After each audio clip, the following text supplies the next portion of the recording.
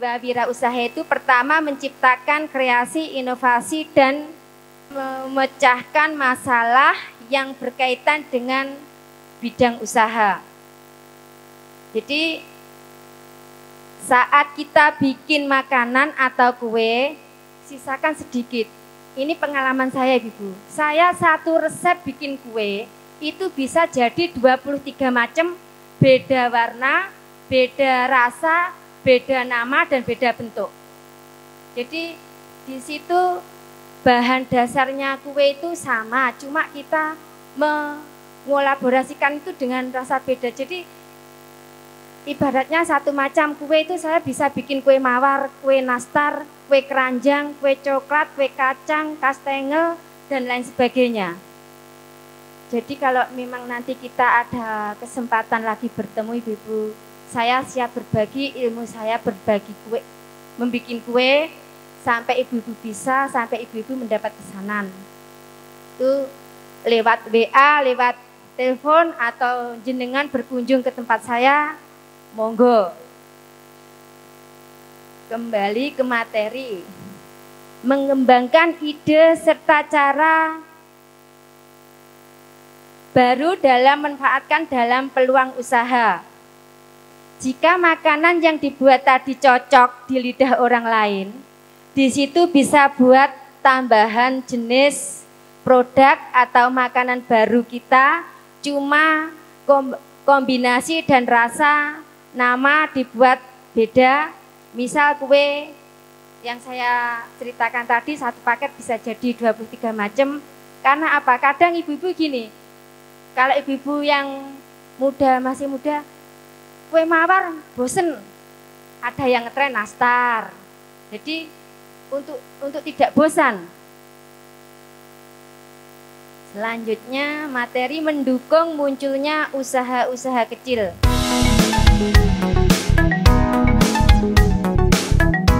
Kemudian workshop juga diisi terkait dengan digital entrepreneurship, di mana dengan adanya materi ini juga menyambut revolusi industri 4.0.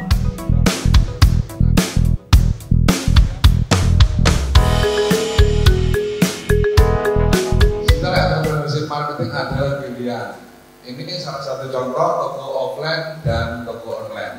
Nah, kalau offline kita menyediakan rak produk, terus kita berkomunikasi, itu bentuknya seperti gambar yang sebelah kiri.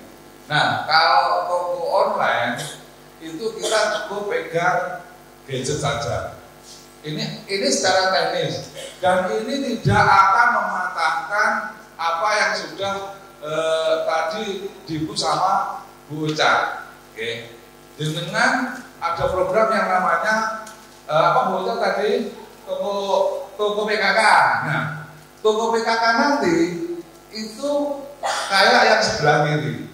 Itu nanti bisa tetap dikemas untuk yang melalui gadget. Itu nanti bisa kita padukan. Jadi ketika PKK punya program yang namanya toko PKK, ketika toko itu sudah berbentuk fisik, sudah jadi, itu nanti tinggal memasukkan ke dalam digital.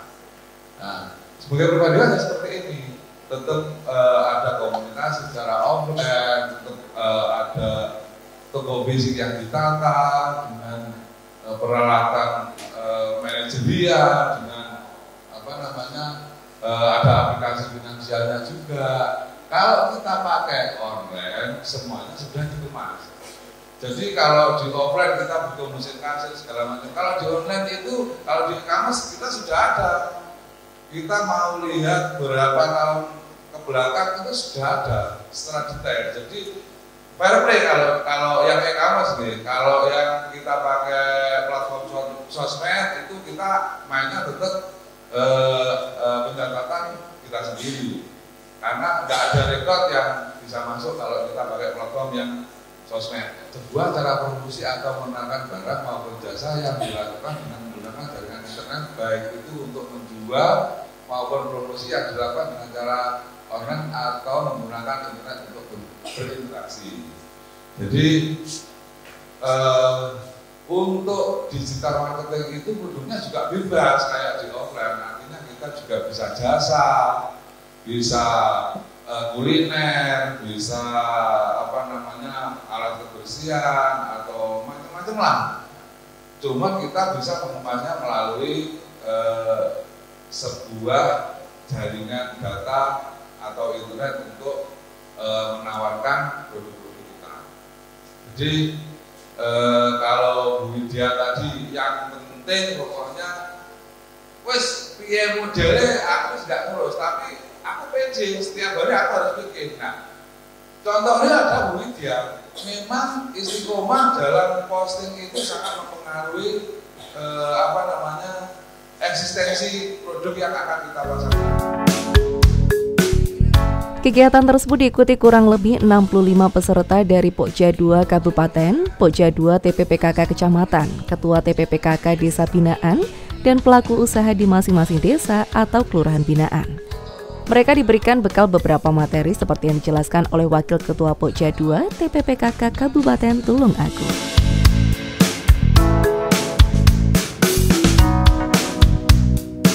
Untuk meningkatkan toko PKK itu, ini tadi narasumbernya yang pertama adalah kewirausahaan. Jadi jiwa kewirausahaan itu kita bangun. Jadi tadi nanti mendatangkan narasumber di mana ibu itu menceritakan tentang pengalamannya dia berwirausaha. Itu berwirausaha. Terus untuk PKK, toko PKK itu supaya sekarang kan sudah era digitalisasi. Nah, ini tadi juga diajarin, jadi tidak hanya offline saja toko PKK, tetapi bisa secara online, yaitu digital marketing. Jadi nanti tadi diajarin bagaimana cara membuat e-commerce, yaitu e-commerce, di mana diajari cara memfoto produk itu supaya menarik untuk bisa ditayangkan di medsos. Nah, gitu. Jadi nanti bisa dengan TikTok, bisa dengan Instagram, bisa dengan YouTube untuk mengembangkan toko PKK ini. Kami berharap dengan toko PKK nanti tidak hanya offline tapi juga online. Goalnya adalah meningkatkan pendapatan masyarakat di desa. Kami dari DPMD tentunya sangat mendukung kegiatan ini karena sebagai mitra pemerintah tentunya PKK ini sangat-sangat membantu dalam rangka pelaksanaan semua kegiatan-kegiatan yang dilakukan pemerintah khususnya di DPMD ini. Saya berharap kegiatan ini tetap bisa kita laksanakan ke depannya dan akan kita tingkatkan yang ikut juga nanti di dalam pokja-pokja atau bidang-bidang yang lainnya. Seperti itulah gelaran workshop Gelari Pelangi yang diadakan oleh TPPKK Kabupaten Tulung Agung. Semoga kedepannya event-event serupa dapat kembali digelar untuk mensejahterakan masyarakat Kabupaten Tulung Agung. Saya Elva Fitria, terima kasih atas kebersamaan Anda. Sampai jumpa dan salam CTV.